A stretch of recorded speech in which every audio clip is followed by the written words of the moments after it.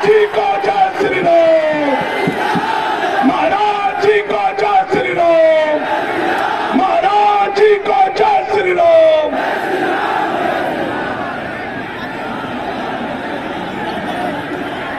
भारत माता की, भारत माता की, भारत माता की।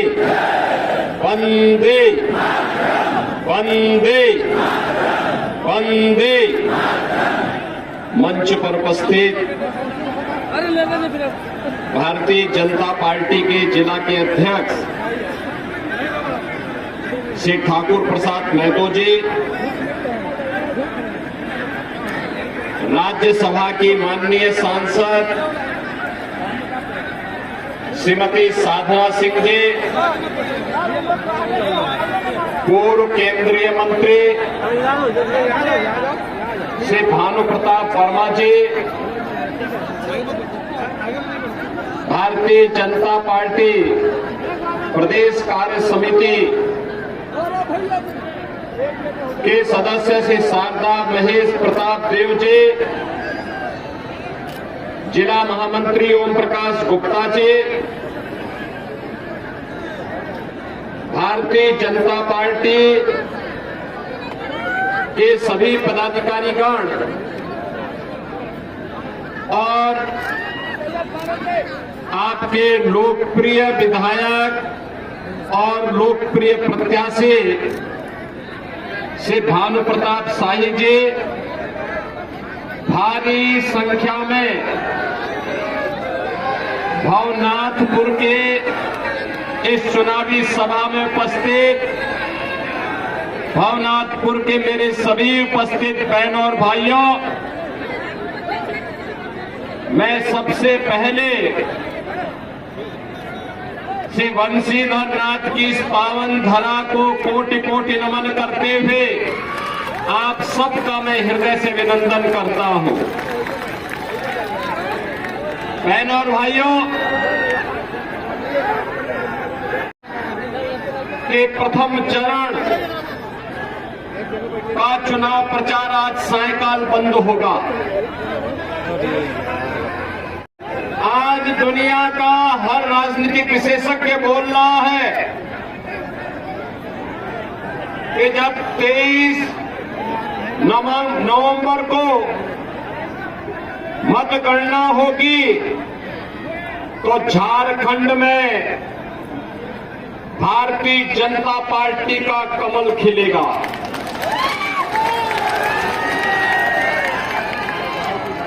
आपने भी हाल ही में हरियाणा विधानसभा चुनाव के परिणाम को देखा है। हरियाणा में तीसरी बार भारतीय जनता पार्टी 2/3 बहुमत के साथ सरकार बनाने का काम की है। भारतीय जनता पार्टी का मतलब विकास, भारतीय जनता पार्टी का मतलब सुरक्षा, भारतीय जनता पार्टी का मतलब सुशासन, भारतीय जनता पार्टी का मतलब विरासत का सम्मान। विरासत और विकास के इस बेहतरीन समन्वय को लेकर सुरक्षा, समृद्धि और सुशासन के इस बेहतरीन समन्वय को लेकर के अगर कोई राजनीतिक दल कार्य कर सकता है तो प्रधानमंत्री मोदी जी के मार्गदर्शन और नेतृत्व में केवल और केवल भारतीय जनता पार्टी कर सकती है। बहनों और भाइयों,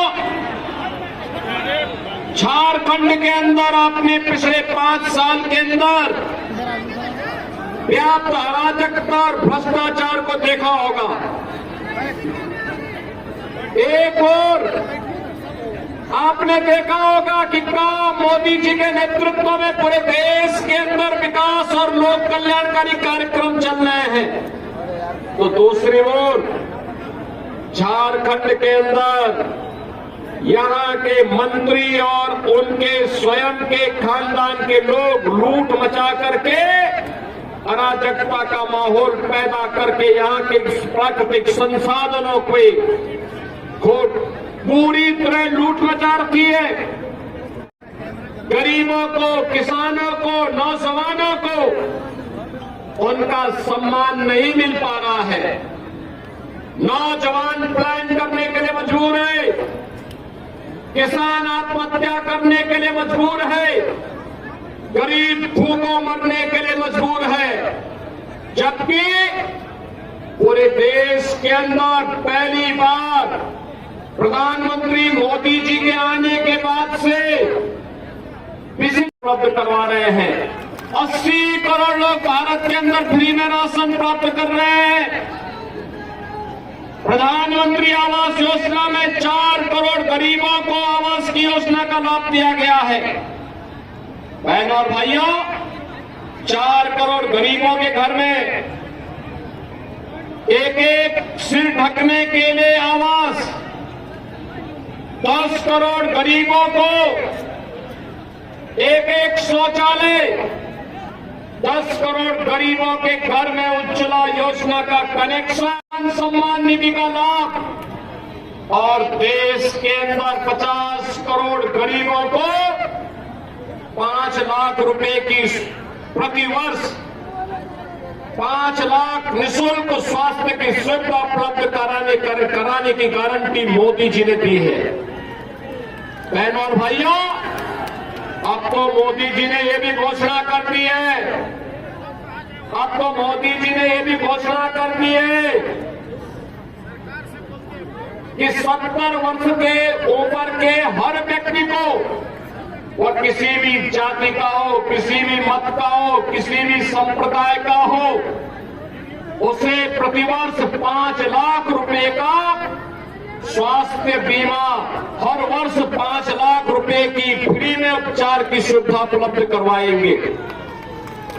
और इसीलिए बहनों और भाइयों, मैं आपके पास आया हूं आपसे कहने के लिए, विकास और विरासत का ये बेहतरीन समन्वय अगर करना है, आपने देखा होगा, आप वाराणसी जाते होंगे, काशी जाते होंगे,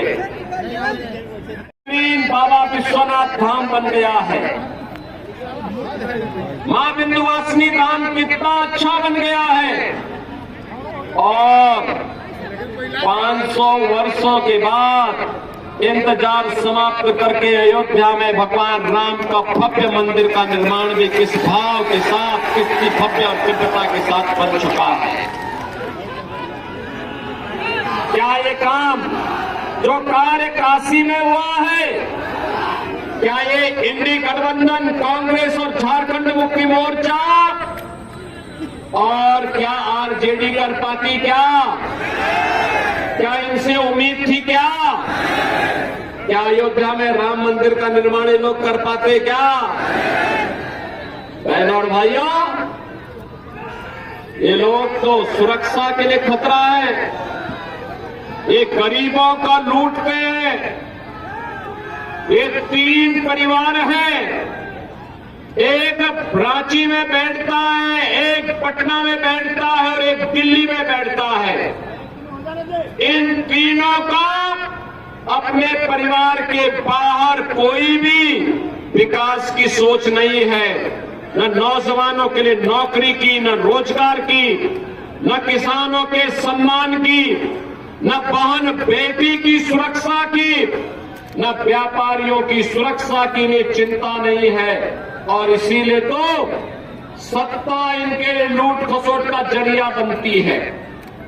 झारखंड में माफिया पनप रहे हैं, भू माफिया, खनन माफिया, वन माफिया, पशु माफिया, और यहां पर इन्होंने झारखंड को एक धर्मशाला बना करके बांग्लादेशी और रोहिंग्या मुसलमानों को यहां पर अराजकता फैलाने की पूरी छूट दे रखी है। बहनों और भाइयों, आपके बगल में उत्तर प्रदेश है, जाकर के देखिए, कोई सुरक्षा में सेंध नहीं लगाएगा। अगर लगाया उसने, मालूम है उसने अगर सुरक्षा में सेंध लगाया, अगर किसी बेटी और प्राण की इज्जत पर हाथ डालने का कार्य किया, किसी पर्व और त्योहार में व्यवधान डालने का काम किया तो सीधे टिकट कटता है यमराज के घर जाने का।